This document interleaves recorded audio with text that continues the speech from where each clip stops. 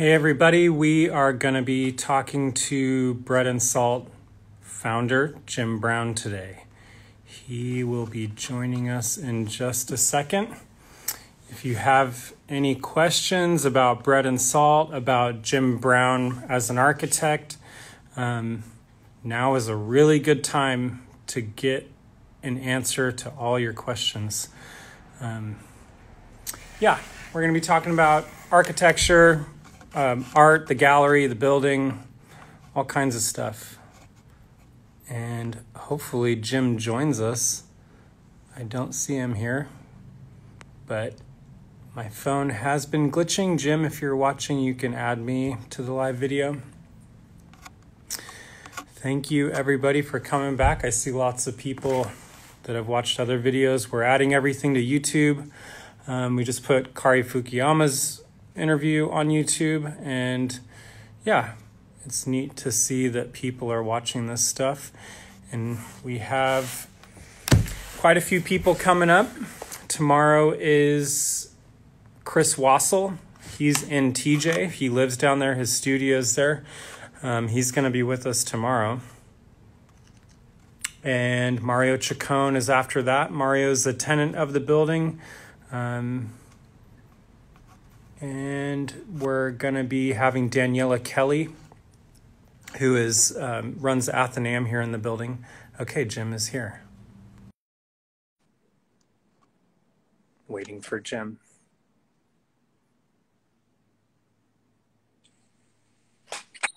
Man, you left me hanging there. You know why? Because I tried to join as my architecture entity, and it did. I don't think my architecture entity is a friend of Bread and Salt. That's what I was just thinking that. That doesn't make any sense. Wait, I gotta turn up my volume too. Sorry about that, people. Probably because that's a new account for you. Yeah. Hi. So you can see me? Yeah, you look good. You're clear. Yeah, I turned my notifications off my phone. I don't know if you did. I did too. Thanks for the tip. Yeah, we'll see. If it gets blurry, let me know, because sometimes it's my Wi-Fi, so I'm connected to the Wi-Fi right now. Me too. Cool. You're here, and I see you're in your office at home, and I'm in your office at the building. Yeah, we're office-to-office transmission. Which is kind of wait, that's a poor choice of words. Yeah, transmission, no. No. I'm healthy. I know you're healthy. Yeah. Do you remember that show, This Is Your Life? No. You never watched that? I've heard of it, but I think it's before my time. I mean, it's before mine, but I watched lots of reruns. I don't know how, but I feel like this is kind of how it's becoming. But, you know, it's like this is a voice from the past, or this is a photo from the past. That's cool. Yeah. You're supposed to surprise me now with something. I know. I picked a few things, but you were reluctant to share some architectural photos. You don't want it to be all architecture, and I know the feeling, you know. I'm an artist, and I don't want to just talk about my stuff all the time. I enjoy talking to other people about the things that they do. So, but I do want to hear more about your background. I know a lot of people do, and if they have questions, now's a really good time to talk to Jim or myself, and we can talk about all things Bread and Salt or whatever. So there's that question icon down at the bottom. You can do that, or we can try and scroll through. So I know you grew up in South Bay, right? I did. Yeah, my dad was a career Navy guy. And so I didn't really grow up in South Bay because we moved every year or so up until I was in high school. So you weren't even born in the U.S. I was born in Newfoundland, Canada. Man, you're totally Canadian. It makes so much sense. All this dual, yeah. So you got some Canadian in you. Yeah, but then I ended up living in Bonita in high school, and I ended up going to Southwestern College, which is right across the street from Bonita Vista High School. And I didn't know what I was doing at that time. No one in my family had been to college, and so I chose architecture only because it was the closest thing to mechanical drawing on the list of things you could do at Southwestern. And I had enjoyed mechanical drawing in high school. Did you say nobody in your family had been to college? That's right. So your father was just a career Navy guy. Did he do any education outside of the Navy, or he joined the Navy so young? And he joined the Navy and came up through the ranks. Yeah. He joined the Navy right after World War II, coming out of Pennsylvania, and came up through the ranks and became commissioned, became an officer the hard way. Yeah. My dad loved the Navy, and he he retired as a commander, which is a big feat. You know, it's a big accomplishment for someone that comes up through the ranks. He absolutely gave his heart and soul to the Navy. And after he retired, he went to San Diego State and got a degree. Oh, wow. Ended up teaching computer classes after that. So he had a couple careers. Man, I haven't heard you say that, but so many people end up in San Diego because of the Navy. You know, so many people, it's pretty wild. Yeah. So after Southwestern, a couple of years, I got my AA degree there, and I transferred to, luckily my mentor at Southwestern, I found really one of my architectural mentors of all time, Wayne Donaldson. He was my instructor there, and he was one of the two guys, him and Dick Welsh went on to found the New School of Architecture. Oh, wow. 2 years after I graduated from Southwestern College. But anyway, I didn't go to New School. I went to Cal Poly San Luis Obispo and got a 5-year degree in architecture there. Yeah. So I lived in San Luis Obispo for a little while, and yeah, you did an art. I was listening. You were talking about that you did some sort of installation at Cal Poly. That was totally separate. There's an artist fabricator, which, I mean, kind of, you know, we could talk about a lot of different things. A guy named Jeff Jameson that is a fabricator for Robert Irwin. He also is the fabricator for all the Donald Judd furniture. He's a good friend of the Ice Gallery guys, and he had a small gallery called Compact in the middle of downtown San Luis Obispo. That's how we did the Ice Gallery North show there. He was a friend of ours, or still is a friend of ours. But I lived in San Luis Obispo before that, so I just had like a weird San Luis Obispo connection. But a little side note, I know a little bit about the architecture program from living in San Luis Obispo. And I remember, I don't know if I've ever talked to you about this, but there is a canyon there that we would all go party at. Poly Canyon. Oh, yeah, we always called it Perfumo Canyon. I don't know if that's the name of it. I could be wrong, but they have these sites where all the architecture students build wacky architecture. Yeah, and they do Did you do anything? Oh, yeah, yeah. As a student, I built a structure. Then you spend the night in it over the weekend. Over the weekend of, they call it Poly Royale. And architecture students come from all over the state and design a project, take it there and construct it, spend the night in it. In fact, I know that from the local universities, Woodbury and New School of Architecture, they had been doing that up till recently. So, yeah, I mean, when I lived there, it was like a ghost town all the time. It reminded us all of like a weird sci-fi movie set because there'd be like, you know, really odd organic architecture and weird things. It was a place to test ideas, right? Yeah. Did you ever go to? Let's see. How old were you when you lived there? I was probably 22, 23, 24. Oh, so did you ever go to like McClintock's or any of the other dive bars that were there? They may have been closed by the time you were there. Yeah, I mean, I lived there for a few years, but I wasn't really into the bar scene. But we definitely would go to that canyon and just kind of poke around and hang out there a lot. Yeah. It's beautiful up there. I love San Luis Obispo. Some of my favorite beaches are up there. It's lovely. It's lovely. Yeah. Yeah. After that, after graduating, I spent my 5th year in Florence for the whole year. Then I graduated and came back to San Diego and painted houses for a summer to earn money to go back to Europe. I went back to Europe for another year and traveled. So you didn't go back to Florence. So you were in Florence, Italy for 1 year. I did go back to Florence, but then I also used that as a home base to do a lot of traveling for another year. And I was going to head back to San Diego, but I got waylaid. I was flying through New York City and visiting my friend Chuck Crawford, my classmate Chuck Crawford, for a long weekend. And I arrived and I said, "Hey, Chuck, where are you going to take me? I want to see some stuff in New York." He goes, I can't take you anywhere because I have to work on this competition for my boss." His boss was Peter Eisenman. At the time, one of the top-notch architects in the world, one of the New York Five, they called him then. So I said, "Oh, well, I'll just hang out and help you." So we stayed up for 48 hours and cranked out this competition called the Romeo and Juliet competition. It turned out really good. We had three pieces of glass sandwiched, but like with a little air separating each the three. And we,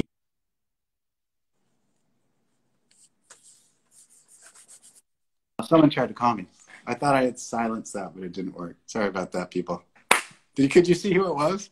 No, but your phone glitched for sure. It might be worth Jeez. turning off if you want to do it, or we I could did keep. that. I turned off notifications. Oh, okay. We'll see. Anyway, Yeah, I mean, it might not happen. sorry about that. Technology, I'm not really far along in. Yeah. So there are 3 pieces of glass, and on each side of each piece of glass, we use what's called frisket paper. It's this really low tack. It comes off without leaving a residue, but Yeah, for a whole airbrushing. piece of glass with it, and then you cut out a shape, you know, and you peel off that, then you spray paint and airbrush actually what's left, then you take off the rest of the paper and it leaves a bunch of patterns that Peter Eisman designed, of course. So we ended up with like 6 different layers on this framed piece. It was really cool. It turned out well. And so I said, all right, Chuck, I'm out of here. And he said, well, come on in and meet Peter. So I went in with Chuck, and he said, okay, if he offers you a job, don't take it, because he doesn't pay anybody anything. Everyone works for free for like the first 6 months. So he says, hey, thanks for helping Chuck. This looks great. You want a job? I said, yeah, but only if you pay me. And he kind of like shot Chuck a glance like, God damn it. But he did. He said, all right, I'll pay you. So I ended up working there for a year. In New York? Yeah, New York, and eventually came back to San Diego. Wow, man. It was a good experience. Really good experience. Yeah, he's still around, Eisenman. He kind of has a good relationship with SciArc up at the Los Angeles architecture school these days. Yeah. How old were you at the time? Oh, 20, early 20s. Early 20s. Wow. Yeah. That's pretty cool. So you ended up back in San Diego after that. And my other buddy, Robin Brisebois, who I also went to school with, he said, I'm working for this pretty cool architect up in Del Mar, and we're kind of half in the office and half building stuff. Why don't you come by and have lunch? So I went up there, and I ended up getting a job with this guy, this crazy, inventive, somewhat hippie-like character who turned out to be a complete genius, like a leader in co-housing named Ted Smith of Smith and Others Architects. And I worked for Ted for 3 years, for a long time. He's another one of my mentors. And from there, I went out on my own. I went out on my own pretty quickly. And at first, the only jobs I had, I was trying to make sort of a living as a furniture maker. And a lot of I mean, let's talk about some of that too. I don't want to glaze over that, because, you know, every time I see an odd piece at your house that's like, you know, it looks or appears like it might be a found object, but it's modified in some way. You have this like really keen sensibility when it comes to furniture, where you're repurposing things. And I know you've done that a lot in your architecture too. Yeah, I do. I've always had an affinity for found objects. Starting at school, I would like stop my car and pick up something off the side of the road and drag it back to my house and sort of put it in a corner. And for many years, I just worshiped these pieces. I didn't try and do anything with them. I find this strange comfort in having these beautiful castaway objects around me. It's called hoarding. It's called hoarding. I'm guilty too. And then I started trying to use them, you know, and create things out of them. And that carried over into my architecture as well. But I couldn't. So when I started designing things that were like halfway between furniture and architecture, there are like gates and fences and maybe something to install in somebody's house. I would draw it up and try and get a contractor to build it, but they couldn't do it for a reasonable price, because I would typically combine a found object and some fine woodworking and some metalworking all in one piece, and no one could touch it because not any one person knew how to do it. So I ended up having to teach myself a little bit how to do some of these rudimentary things. By no means, you know, I'm not a super skilled person, but I could cobble things together. And to me, that was okay. It was more the experiment of putting it together. The welds didn't have to be good. Yeah. And the woodworking, you know, was so, but it was enough to get the point across. Jack of all trades, master of none. Exactly. Yeah. So at what point did the Getty project come on, though? The Getty Garden, is that a project that you had worked on with a firm, or how did that whole thing come about where you got to work with Robert Irwin? I was doing my own thing. I had finished working for Ted Smith, and I was in this middle ground of doing small projects. And I got a call from some landscape architects, Spurlock Poirier landscape architects. They're not around anymore. Andy Spurlock and Marty Poirier. Andy Spurlock is still in town, and Marty Poirier has moved out of town. He might be back now, but they're not together anymore. Anyway, I got a call from Andy, and he said, "Hey, we got this new project. We're the prime on it, and an artist actually hired us to be the prime. His name is Robert Irwin, and we're doing this which of course I knew about Robert Irwin. Mm-hmm. We're doing this fantastic garden at the Getty, and we need an architectural consultant. Would you come on board as that person?" So I had to. It was so fun. I worked on that project for, it must have been close to a year, and working really closely with Bob. Yeah. And so impressed with Robert Irwin, of course, but the way that he would work, like we would work together on a detail for weeks into months. And then if it didn't resonate with him in the end, he would just drop it and start mm-hmm. over. And that is a rare thing that I have not come across that in other people before. Because usually when you get to the point where you've been working on something for weeks into months and you just want to finish it and say, hey, I gave it my best shot. But for Irwin, he was not like that. He was, we took this inquiry to the end, and it's not exactly what I was hoping it would be. And so we're just going to think of something else to try.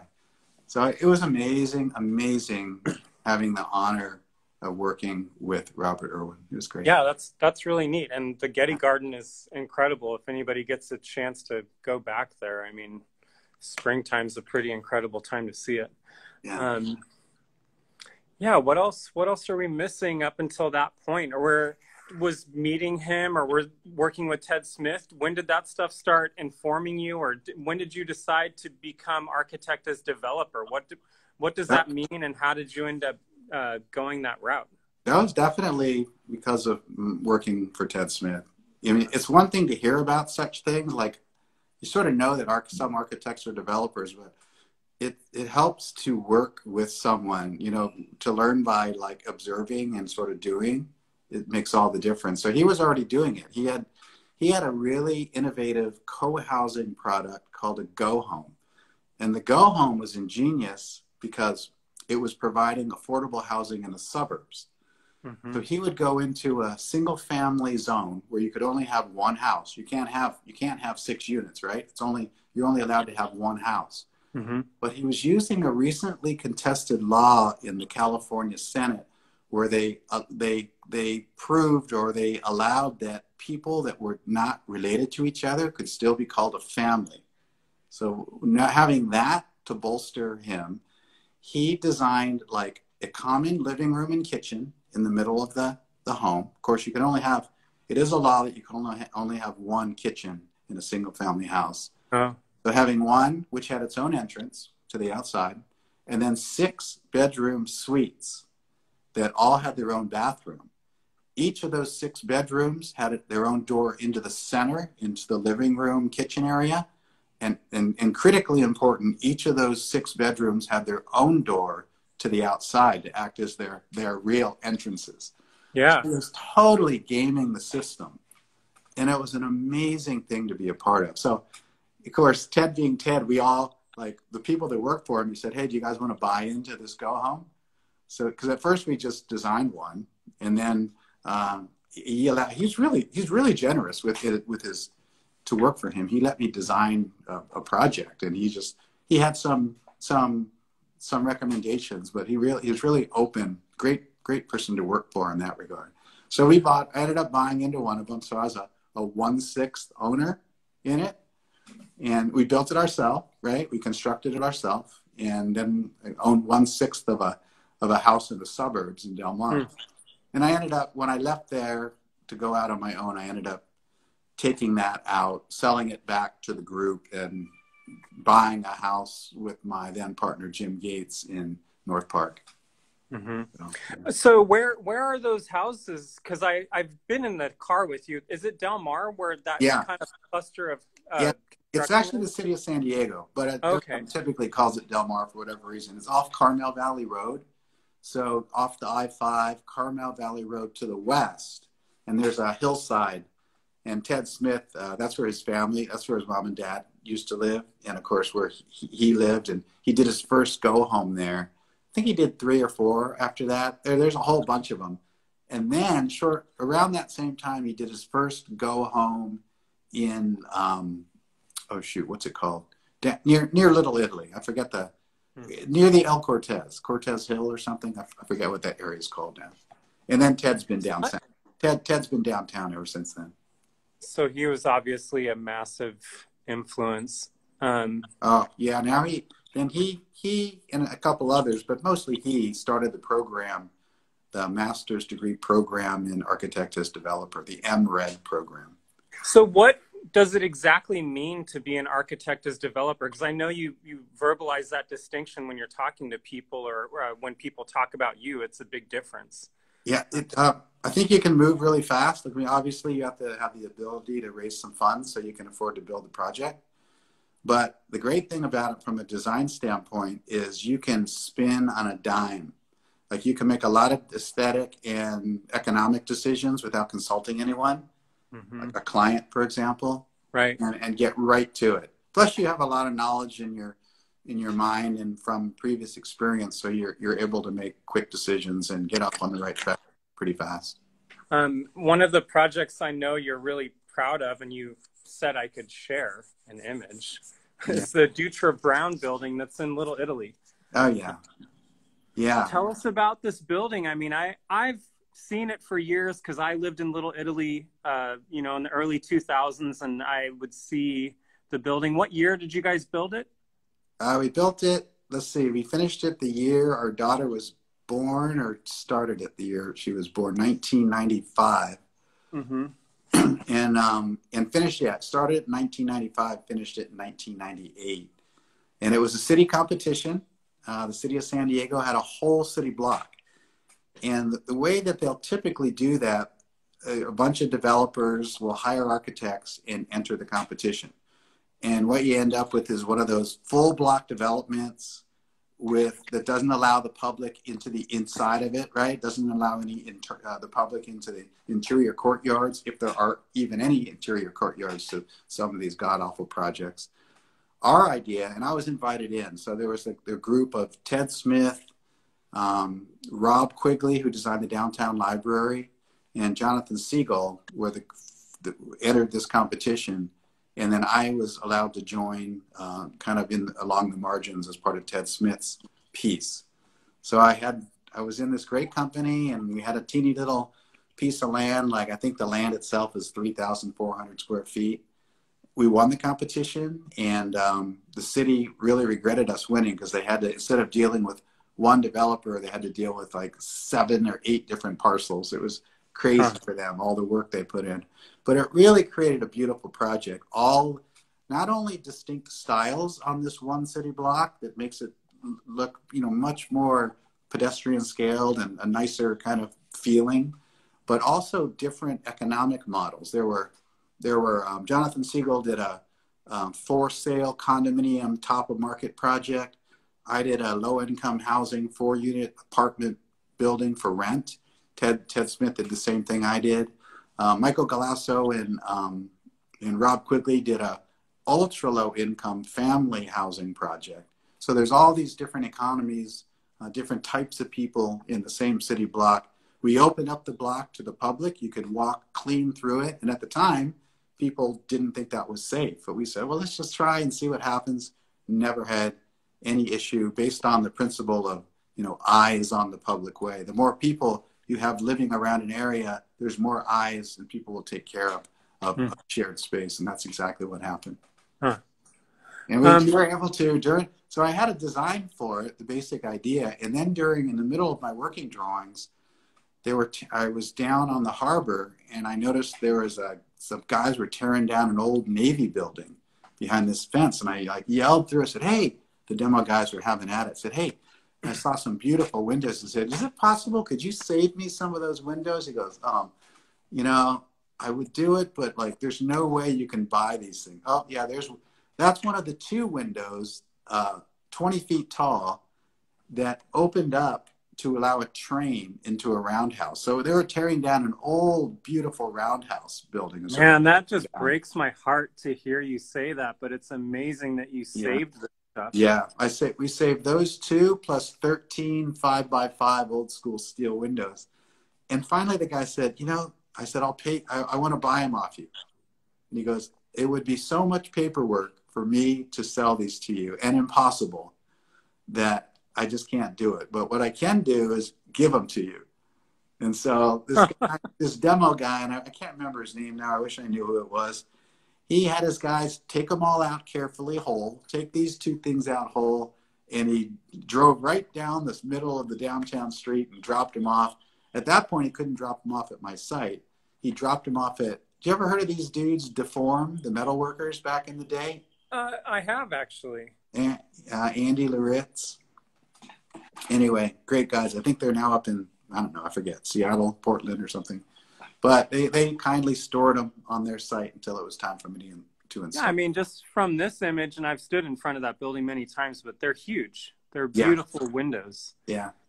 I had like on more than one occasion, and I stopped doing my normal architecture and side jobs to build this project. I couldn't do it all myself, but I was on site every day doing everything that I possibly could do. And my dad was there too. And Isabel's dad was there when they were in town. It was a real labor of love, an incredibly difficult but fulfilling experience. So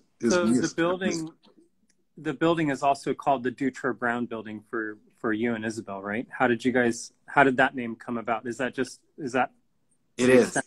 Yeah. I mean, Isabel and I think Isabel and I have different stories about this, but when we started the project, we didn't have our daughter yet. So it was really our last names, but we ended up naming Dutra after Isabel's last name because it went well with Brown. And now Dutra is in school for architecture at SciArc. She is. She's preparing right now to give her thesis. She's in her last year at SciArc, the school up in Los Angeles, and this is her 5th year, and she'll be giving her thesis here in 3 weeks. Unfortunately, she's robbed out of being able to do it live in front of all her professors up there, so she'll be doing it. She'll be doing it virtually, but which might be nice because now I'll have the ability to invite other friends that want to just watch online. So instead of maybe 2 or 3 of my friends being there up in LA, there's the ability for a whole bunch of friends to tune in and see it. And she just recently found out she's going straight to get a master's in architecture at the GSD at Harvard. So that's a really big achievement for her. We're really proud. Yeah, I know you have some history at Harvard, which we'll kind of talk about in a minute. Just to finish this portion up, just tell me about the floors of this building kind of quickly. I know it ends in this kind of granny flat, I don't know what you would call it, but it's this elevated small space on the top. So the levels of this building are really interesting. It's a strategy. If you design just a 3-story building, it allows you to keep the building more affordable because your required exiting and your fire codes are diminished. So it's 3 stories technically, but it's actually 5 levels. I don't want to go into the vagaries of the code, but it's built, using as many of the rules in my favor that I could to get the building tall and get the building with a little bit more square footage because it's, like I said, it's a tiny footprint. Yeah. It's an interesting building, and you could drive by it. It's on Beach and Kettner. Between Indy and Kettner on West Beach, right across the street from Craft and Commerce. Yeah. What a neat building, and what a cool story too. I had a lot of people when I was building it. I had this one guy one day. I was up on the 2nd floor mezzanine. I hear this guy goes, he's walking by going, I'm so happy they're saving some of these old warehouse buildings. It's a new building. but kind of made me smile, chuckle. Well, I know just reading about some stuff that's been written about that building is that you were trying to mimic some of these freight storage facilities that were a block away, or all on PCH there and everything. There were these freight storage warehouses. Yeah. And it does blend in with the neighborhood, unlike some of the other newer buildings around there. Now, I remember on the day that I was getting the final inspection, you know, which is a big day in the life of a project, huge day. Yeah. And so I drive up to the site, and I had swept the whole thing out the day before. It was looking sweet. I drive up to the site at like 7 a.m., and on the ground was a window that had fallen out of the second floor. I think I must not have attached it very well. And it's like crumpled on the ground. And my final inspection was like scheduled for like 10 minutes from then. So I didn't have time to do anything but like throw the mess in the back of my truck and then just like go in. And I was all shaken and like freaked out. And I remember the inspector, who I'd gotten to know, you know, he's my inspector, drives up, and he's there, and he's talking about this, he's talking about that. And the whole time, I'm like focused on keeping him between the broken window, the missing window, and me. So he's always looking away from the broken window. Yeah. And he couldn't stop talking. He's talking about his kids. He's talking about this and that and the other. And I'm going, you know, and finally he goes, okay, enough of that. Let me see your card. I want to sign it. I give it to him, and he signs it. And he hands it back to me. He goes, you know, it's awful drafty in here today, isn't it? Have a good day. And then he marches away. He had totally knew about the whole time, but my God, he was just messing with me, and yeah, he let me go. Well, I'm sure you went back and checked every single window. Yes. There is a question here. Oh. What non-architecture thing inspires your practice the most? Oh. You know, I was as a young architect, I was most inspired by the Dada art movement, for one. Kurt, and especially Kurt Schwitter's, the collagist. And also, I mean, I think that's my main inspiration. In fact, for my fifth year thesis, I didn't do an architectural project at all. I did an installation in a room at my apartment building, and I didn't do any architectural work. I did just an art installation using found objects, and wow. It was risky, you know. I could have been negatively reviewed, but it went off pretty well, and the jury accepted it. So I think art has always played a big role in my development. I mean, I've heard lots of stories of you doing an art practice before architecture and things like that. And in your office here, there's lots of objects from, you know, your past experience as an artist and things. I've always, I wouldn't, but not exclusively like the artists of Bread and Salt. Not like that. I've done a lot of different things, and I continue to be interested in doing a lot of different things simultaneously. Mm-hmm. I think one discipline feeds the other, and I like jumping back and forth. Another artist that I think I admire, although I don't see his work in my work at all, is who I would consider my favorite artist, is Chris Burden. Yeah, I really appreciate his work a lot, and I don't see it in my work, but I do love it a lot. I could see the danger aspect. You talking about windows falling out of buildings being a very Chris Burden-like thing. Yeah, what other things? I mean, you just referenced art things that inspire you. Are there other things? I know Friendship Park has been a big passion project and portion of your life. Can you tell us about Friendship Park? You must draw inspiration from your work there. Friendship Park, for those that don't know it, it's an important meeting place on the border between Tijuana and San Diego, right on the ocean, you know, where the bull ring is. And in 2008, I was selected to do a fellowship at the GSD at Harvard called the Loeb Fellowship. It's a mid-career fellowship. And I was intrigued, and I wanted to, they don't necessarily want you to do a project when you're there, but I wanted to work on something different that I had been working on. And at that point in my architectural career, I had you know, some notoriety in the architectural community. My name was known somewhat, but I wanted to do something different. And my idea was I was going to go there and design a theoretical binational city. So when I went to Harvard, that was what I was doing, conceptual models mostly and conceptual drawings to work on that.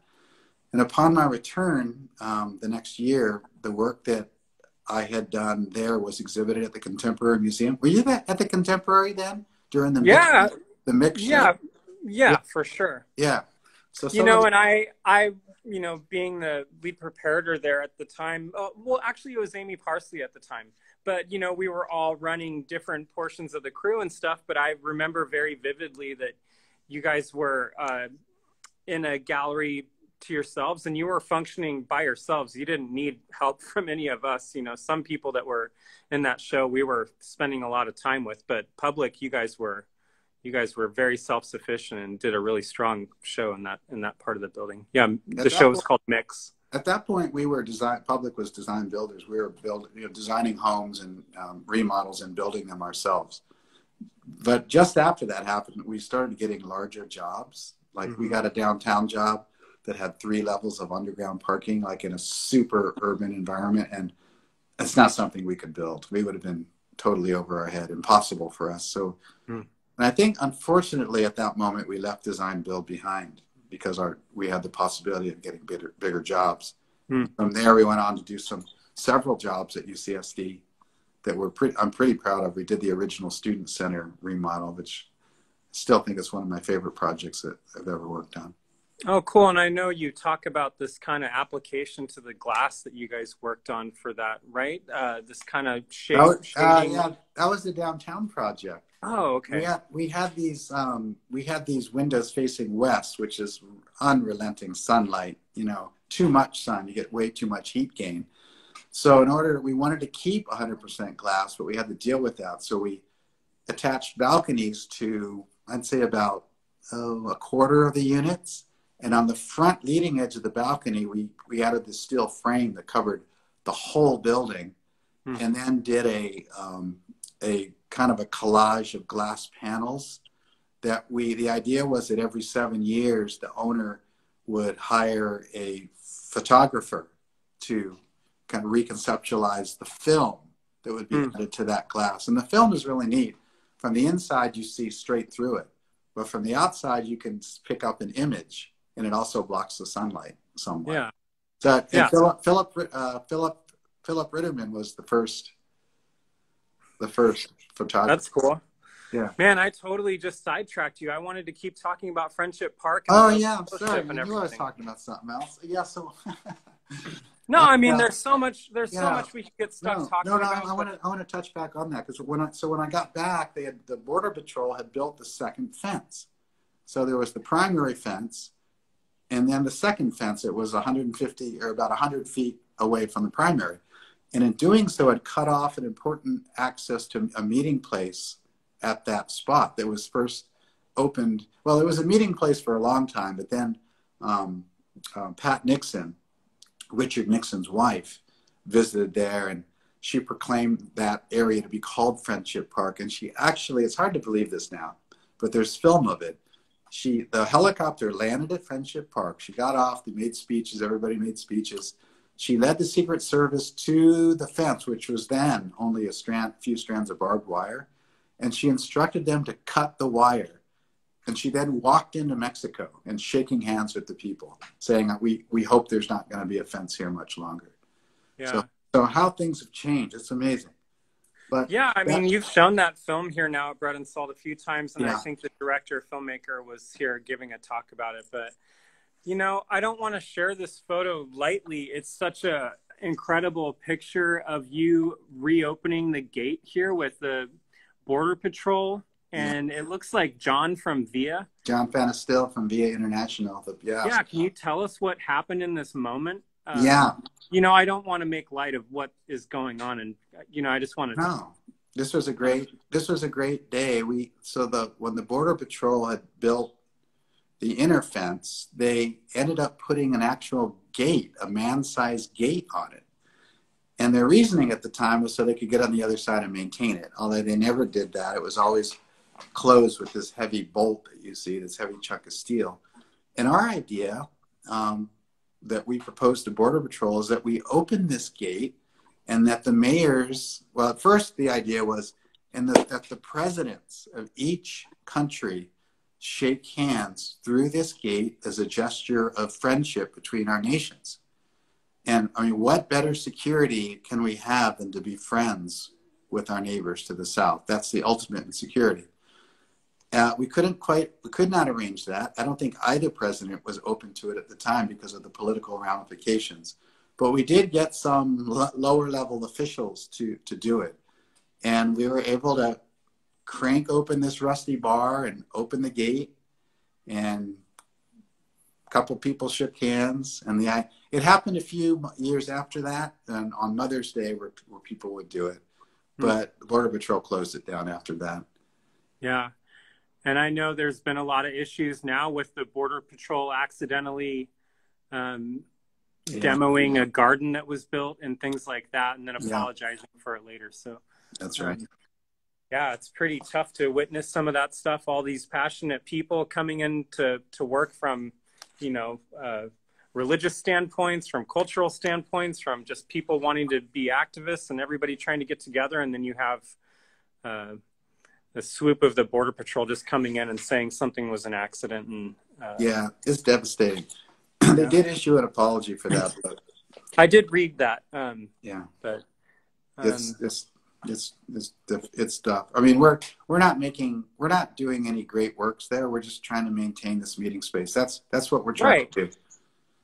Yeah, and it's crazy to see, the forming of the chain link. It's like become like a little hole where before, a mother and a child could like hold hands or something like that, or a family member that they haven't seen. But they've managed to make that the wall structure so small you can't even, you can barely make somebody out through there. I would say it's kind of embarrassing to be the architect of Friendship Park, because it's by far probably the ugliest park that exists in the world, or one of them, but it's very, very important. So our group is dedicated to keeping people to be able to access that meeting space and see their relatives and their friends. In some cases, you have people seeing newborns, you have brothers and sisters that haven't seen each other in 20 or 30 years.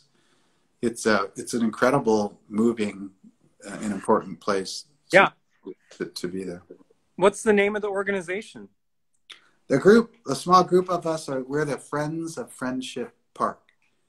And we always need people's help. So and I know John Fanisil is now part of Via International, which I hope we'll talk to him soon. Yeah, John does a service at Friendship Park every Sunday.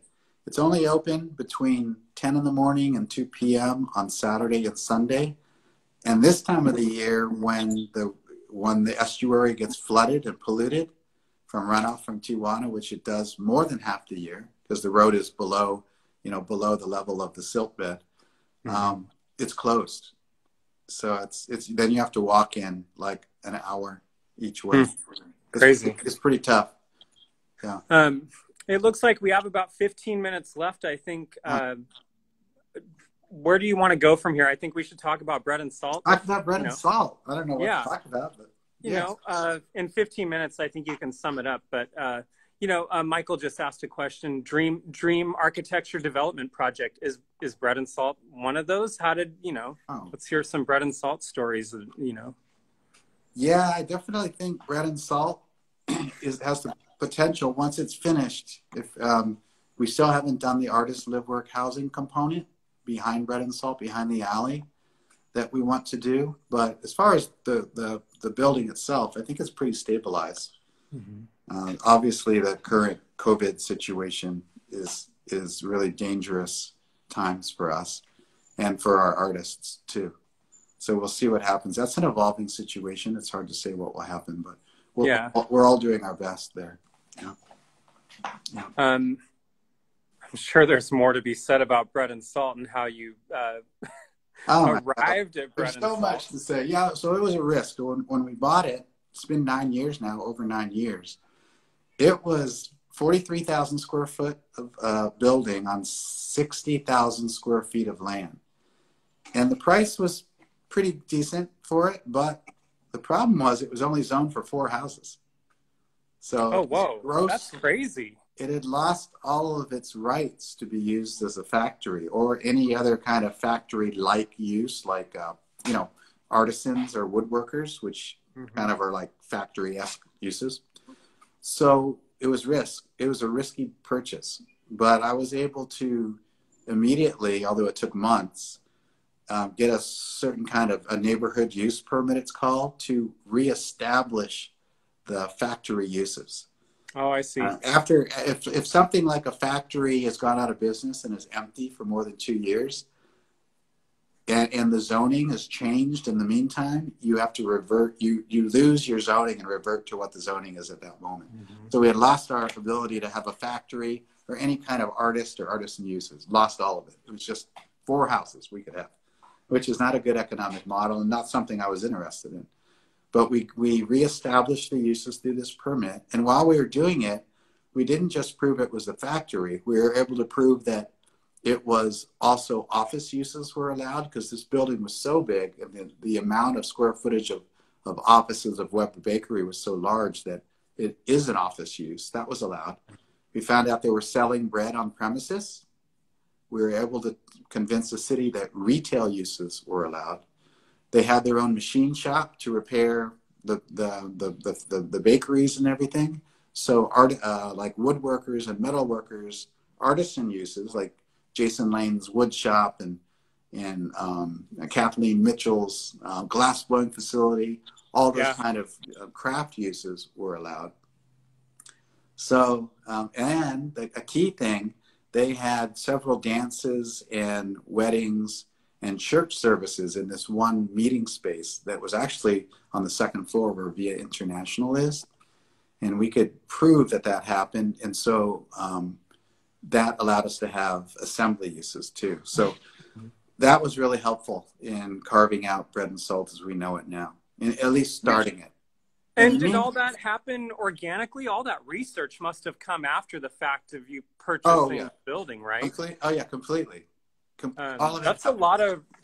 lot of research. And you know, just through the years of me being here, I've had lots of old employees that retired here, or people in the neighborhood that said that they came to a dance that was held upstairs. You know, Yeah, it's so wild. yeah. Oh, It's it's so pretty cool crazy. when like somebody in their 80s or 90s comes up and says, "When I was like a teenager," and they're going, "What? When you were Yeah. a teenager, I came to a dance." And I go, "I know exactly what you mean." And I'll like take them upstairs and I'll show them the room, and the room looks exactly the same. I mean, Yeah. there's modern office furniture in it now, but it looks the same. And they just kind of stand there with a faraway look in their eyes. It's amazing. Yeah. Pretty cool. I always say the building was a bread factory 1896 to 2006. I don't know if that's true exactly. Yeah. That's the kind of research that I found, but Let's um, see. We bought it. It's 2020. What is it? 2020? We bought it in I think it's 2010. But yeah, 2020. it went out of business in 2015 or 16. Yeah. Um, Yeah. but, you know, it's so crazy having people come in the building where they said that their grandparents worked here and retired here, and their parents worked and retired here, and they did, and their kids, you know, it's like generations of people, Yeah. you know, families grew up working in this building. It's really crazy. But it's neat that the building is still here, and it's amazing that you have so many uses and you were able to qualify the building for all these arts purposes. And Now, yeah, it's really, since then, like starting a few years ago, they did a rezone of the entire Southeast San Diego area community, and they rezoned our property, and it's rezoned much more dense now than the just 4 units. than just having the pre-existing uses. So we have all of those plus a lot more, Yeah. which is helpful. You know, the thing that makes Bread and Salt is it gives Bread and Salt its power, to the extent that it has power, are the people in the building. And that was it's taken fully 10 years to get just the right type of people and fine tuning it. And because the better the people, the stronger Bread and Salt is. we've been really lucky to attract great people. Like the Athenaeum, for example, and Jason Lane, they've been there for all 10 years, just about. They came from my old office in University Heights. Athenaeum had been renting from me there for 10 years already. So they're going on 20 years now that we've been partners. Yeah, I think some people don't realize how long of a relationship you've had with Athenaeum Arts Center. Yeah.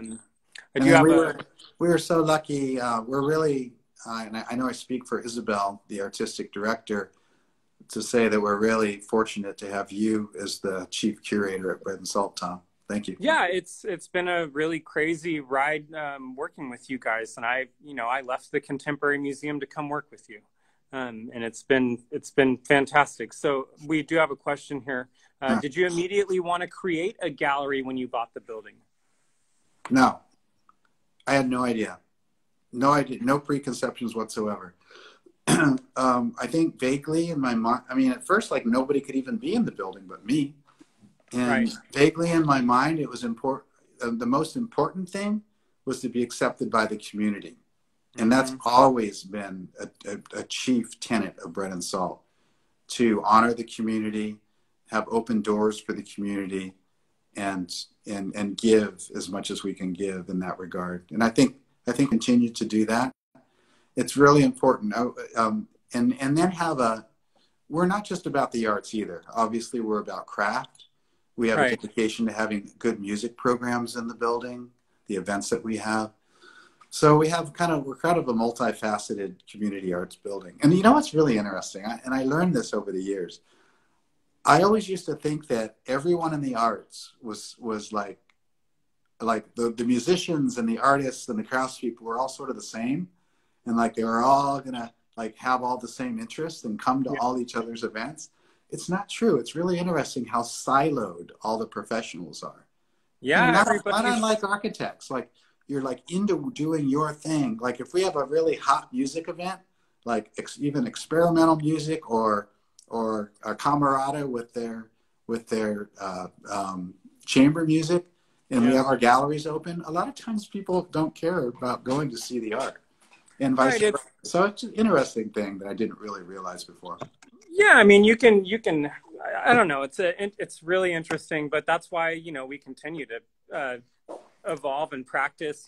Having Camerata do remix and have an art component, and just try to experiment and see what works in a large community arts building.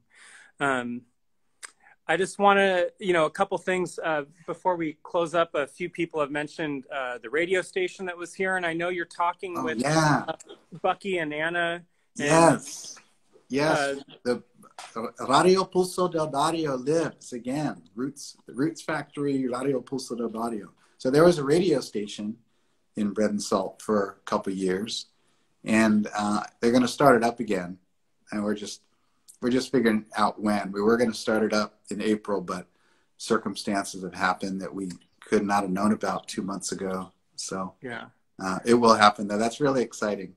Yeah, so that's something to look forward to, since that was brought up a couple times in comments. We're going to run out of time, but I'm just thinking, do you have any other thoughts on anything Bread and Salt, or future stuff for Bread and Salt, or architecture, or? I see somebody said Viva Roots. Yeah. That's awesome. Ponka also asked, why are you so cool, Jim? I paid Ponka to say that. Thank you, Ponka. Planted.